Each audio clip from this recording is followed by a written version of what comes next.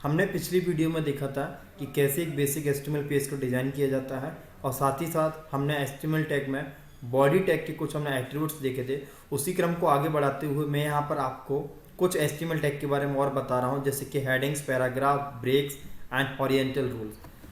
As I told you, there are 6 types of headings H1 to H6। अगर आपको as a text form में किसी paragraph form में अगर आपको टेक्स्ट को डिस्प्ले कराना है तो हम पैराग्राफ टैग पी का यूज करते हैं। अगर आपको लाइन को ब्रेक करना है तो आप BR टैग का यूज करते हैं, और अगर आपको एक हॉरिजेंटल लाइन डिस्प्ले करानी है तो आप हॉरिजेंटल रूल का यूज करते हैं। तो इसी क्रम को कंटिन्यू रखते हुए मैं इन सारे टेक्स्ट को एज अ प्रैक्टिकली जो हमने बेसिक पेज बनाया था उसी में काम को आगे बढ़ाते हुए मैं आपको बताता हूँ। तो हमारा पिछला HTML बेसिक वेब पेज यही था जो हमने बनाया हुआ था, जिसमें हमने बॉडी टैग और बॉडी टैग के साथ साथ हमने कुछ नॉर्मल टेक्स्ट लिखा था, हमने वेलकम ऑन माय पेज। ठीक है, तो इस वेलकम ऑन माय पेज को अब मैं लिखता हूं H1 tag, heading 1।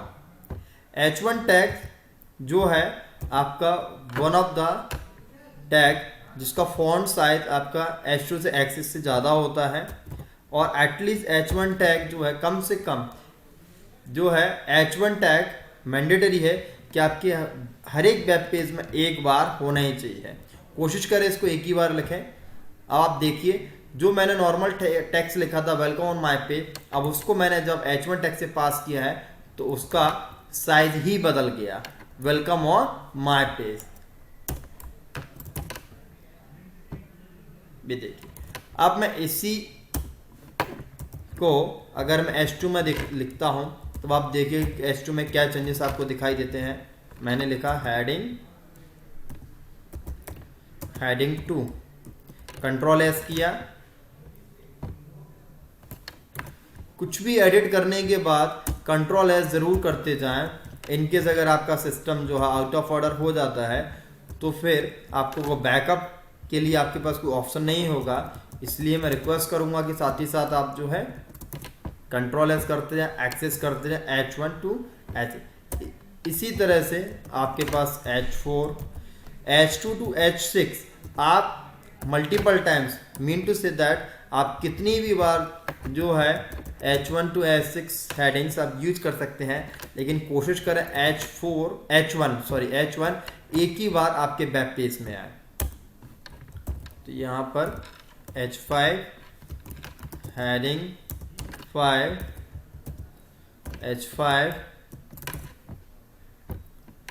H5 and the last one H6। अब हमको ये H1 to H6 या H2 to H6 देने की ज़रूरत क्या है? ये काम तो हम फॉन्ट साइज से भी कर सकते हैं, बिल्कुल करेक्ट। लेकिन हेडिंग्स का इस्तेमाल करने से आपका जो वेब पेज में टेक्स्ट होता है वो एज ए कीवर्ड की तरह बिहेव करता है, और जो गूगल को असिस्ट करता है कि आपने कुछ मेन कंटेंट को आपने एज अ कीवर्ड जो है अपनी वेबसाइट में ऐड किया हुआ है। अगर आप जितनी ज़्यादा से ज़्यादा हेडिंग्स अगर आप अपने वेब पेज में आप यूज़ करेंगे, आपकी कीवर्ड्स उतने ही सर्च या इम्प्रेशन में आएंगे आपकी गूगल सर्च पर। तो मैंने आपको बताया, देखिए हेडिंग्स H1 to H6 जैसे हम H1 से H6 की तरफ बढ़े फॉन्ट साइज छोटा होता गया। अब इसी क्रम में मैं आपको नेक्स्ट टैग बताता हूँ, paragraph tag, P tag. Paragraph tag, P tag. अगर मुझे कोई कंटेंट एक पैराग्राफ के फॉर्म में डिज़ाइन कराना है, डिस्प्ले कराना है, डिज़ाइन नहीं डिस्प्ले कराना है, उस जगह पर मैं पैराग्राफ टैग का यूज करूंगा। जैसे मैंने लिखा है I am a web designer and my core skills are HTML, CSS, JS, jQuery and WordPress। That's it। अब मैं इसी में और आगे लिख देता हूँ मैं I am 8 years ATS experience in SIG and web designing and have developed so many websites. देख लेते हैं एक बार हम, ये आपका पैराग्राफ आ गया। अगर यहाँ पर मुझे, अब जैसे आप देख रहे हैं यहाँ पर I am the web designer HTML और आई एम, यहाँ पर आपको ब्रेक लाइन में दिख रहा है। नोटपैड में आप कैसे भी लिखें उस पर कोई फ़र्क नहीं पड़ेगा।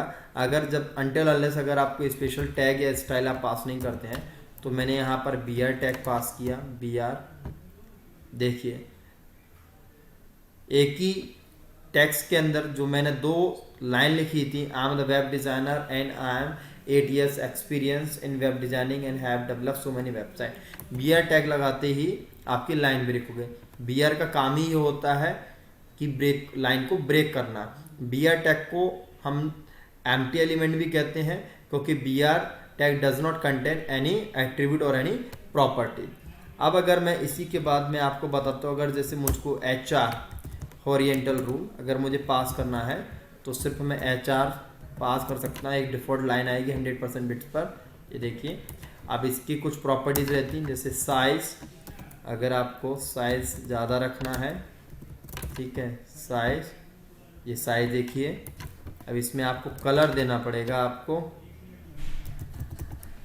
कलर मैं यहाँ पर रेड कलर दे देता हूँ, आपको तब समझ में आएगा आपको। ये देखिए, अब आपको साइज थोड़ा सा समझ में आ रहा होगा।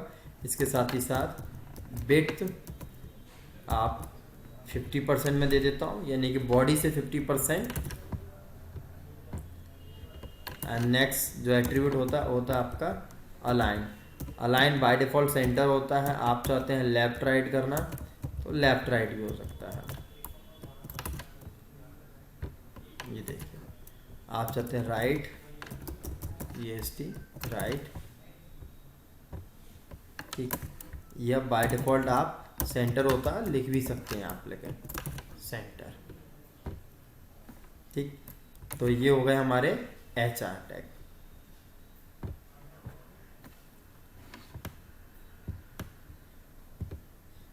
आप बेसिक से एक बार एक एक चीज़ों को, हर एक पॉइंट्स को आप समझते चलेंगे, तो आपको आगे वेब पेज बनाने में, एक कंप्लीट वेब पेज बनाने में किसी भी तरह की परेशानी आपको नहीं होगी, ठीक है।